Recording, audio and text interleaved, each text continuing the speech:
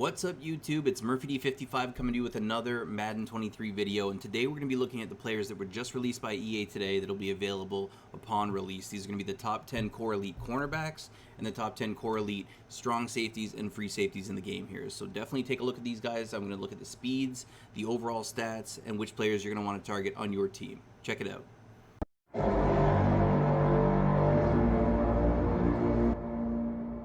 Alright guys, so we're going to get started here taking a look at the safeties first. So it's a mixture of free safeties and strong safeties. We'll look at which players are the best, which players are the fastest, and which guys you definitely need to add to your squad in week 1.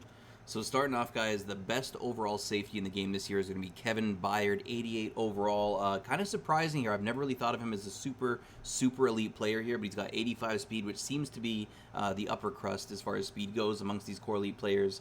87 acceleration is really good here too, and 88 zone coverage is just ridiculous this early in the year, so that's definitely going to be a benefit for him playing in those deep zones. However, his hit power below 80 is definitely leaves a little bit to be desired here, but definitely a card that I'm going to be targeting. If I pull one of these guys out in packs, you best believe I'm putting him on the field over the top. Next up, we have Jesse Bates, the young safety from the Cincinnati Bengals here. He's got 85 speed, 86 excel, so also top-end speed here. You can see his zone coverage is still really good at 87 overall, and his hit power is actually a little bit better. So I think it's kind of a toss-up between these two guys, Jesse Bates and Kevin Byard, as to who is the better player. Now, on to the next one, guys. Adrian Phillips, free safety from the New England Patriots here. So the speed is starting to dip now. 84 overall speed. Still has really good acceleration at 86. However, his hit power is really low, and his zone coverage is still pretty high. But honestly, now that the speed's starting to dip here, guys, this is kind of your second echelon of safeties that you would want to put on the field. Now we get down to the first strong safety on the list here. So Amani Hooker, 86 overall from the Tennessee Titans, is the first strong safety to appear on this list here. 84 speed, still pretty good. 86 zone coverage, really solid. And then his hit power, again, just below 80, seems to be par for the course with the rest of the guys out there. But this is definitely one of the strong safeties I'd take a strong look at putting on my opening day roster. Moving on to the next one, we get another popular player here that we know from Derwin Takes on the League, doing his EA streams in the past years here. We got Derwin James Jr. He's got 84 speed here, so really good. 86 excel is solid. His hit power is pretty solid at 83 overall, and his zone coverage kind of dips a little bit, so he's a run support archetype here. This is a card that I look at using as a user, but not necessarily so much over the top in coverage. And next up, we have Justin Simmons here from the Denver Broncos. 84 speed, 86 excel, matches up nicely with some of the other cards that we've seen earlier. 84 zone coverage, pretty solid. 79 hit power, seems to be about the number that most of these guys are getting here. Definitely an intriguing card there. And we have Jordan Poyer, the Poyer Ranger from the Buffalo Bills here. 83 speed. Now is where the speed is starting to really dip here. 83 would kind of make him unplayable on my team, to be honest here. His hit power is only 68, which is super low, and his zone coverage is 83. So I honestly don't know how this card is an 84 here. The stats don't scream 84 to me. We only see, actually, two different stats, acceleration and pursuit, that are 84 or plus. So I think this card's a little bit overrated, to be honest, just looking at the stats. And next up, we have Harrison Smith, Skull Nation, Skull Hype. I am a Vikings fan, guys, but I'm not going to be running a Vikings team, I don't believe. 83 speed is not great. He would probably get up to 85 if you could do a full theme team, but there won't be any of those come opening week here. 85 excel is pretty solid. His hit power is the best that we've seen so far at 85. And his zone coverage is 83. So honestly, this card looks better than Jordan Poyer's, I'm not going to lie. Looks a little bit better than Jordan Poyer's here, but still not fast enough to make my starting roster. And next up, we have a card that's really intriguing here. Jeremy Chin, who had a great golden ticket safety card at the end of Madden 22 here. He's got 84 speed, 85 excel, which is still pretty elite.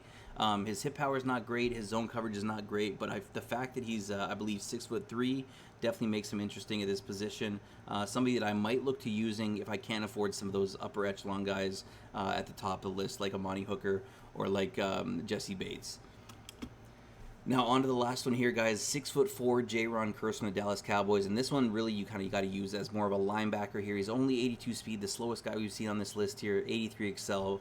His hit power is kind of mid. Zone coverage is solid, but again, guys, 82 speed. He's going to get cooked if you use him over the top, and as a user too, he's not going to have that explosive type of speed that you'd be looking for. But now, guys, we're going to get into the top 10 cornerbacks here. So we have the entire list laid out in front of us. Let's take a look at number 1 on the list here, Jalen Ramsey, who's been the best rated quarterback at release for the past few years. Now, he's got elite speed here, 86 speed, which matches up with the best of the rookie premier cards. 87 acceleration is really good. this early in the year, and he's basically 86s to 88s across the board here. So this guard is definitely going to be the one that you're going to want on your team. I imagine he's going to be super expensive.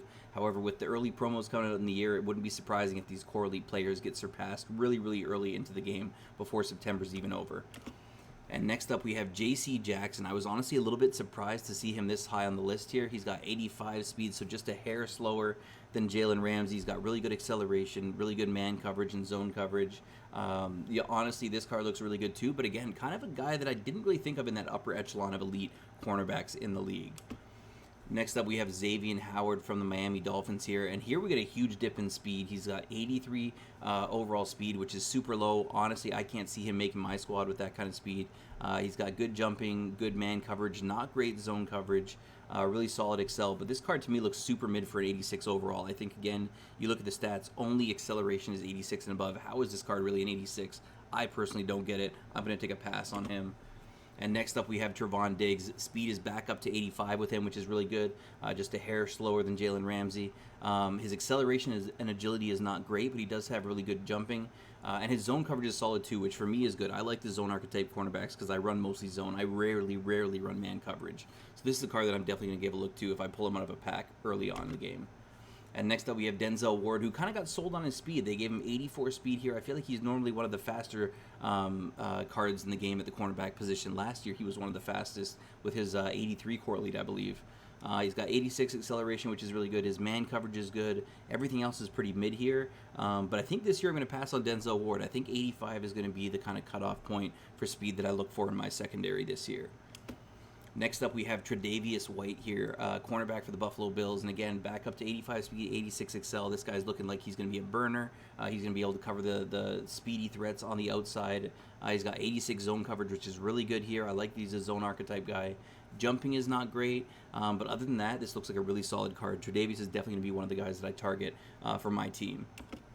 And next up, we have A.J. Terrell from the Atlanta Falcons here. So super young cornerback on the team. He's getting, obviously, a lot of respect due to him as an 85 already this early in his career. 84 speed, 84 excel, a little bit below what I'd be looking for on my team here, as well as his agility being pretty low. But he does have that zone archetype that I like, and 85 zone coverage is really solid here. But again, this guy will probably get passed over for me unless I happen to pull him, and he's the best option I have on day one. And next up, Kenny Moore, another name that's kind of surprised me. I never thought of Kenny Moore as being like a super elite cornerback either. But here he has similar stats to Terrell. He's got 84 speed, 85 excel, 85 zone coverage, and decent jumping at 85 jumping. His press is not very good. He's obviously a slot archetype, so he'd be better suited to that interior cornerback position. But probably not a guy that I'm going to be too excited about grabbing for my own squad. And next up, we have Kendall Fuller here. Now, Kendall Fuller was on my team briefly last year because he does get those Niners chems, or maybe it was Chiefs chems I think that he gets. 83 speed, so he's a little bit slow for his overall. 85 excel is solid. Everything here looks pretty much mid. And again, guys, the one red flag here, he's an 85 overall, but the only stat above 85 is acceleration. So this card definitely doesn't play up to its overall, in my humble opinion. And the last card on the list, guys, a veteran, a journeyman now that he's moved over from the Lions to the Eagles here, Darius Slay Jr., showing that he still has some game. 83 speed, a little bit slower as he starts to age. His jumping's not really good. His press isn't really good. He does have good zone coverage, but 85 seems to be like what everybody has who's a zone archetype, to be honest. Honestly, this card does not look super good to me, especially the fact that he can't really jump. That's going to be difficult when you're trying to get dunked on and egged by all the receivers on the other team.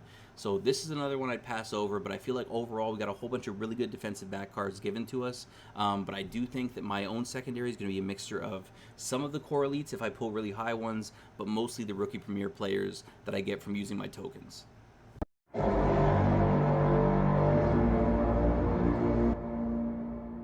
So there you have it, guys. That was the top 20 defensive backs that are going to be available when the game comes out in a couple of weeks. Hopefully you guys enjoyed the content. You liked the video. Make sure you guys hit that like button, the subscribe button, and let me know which players you're going to be targeting for your team in the comments. Thanks for watching.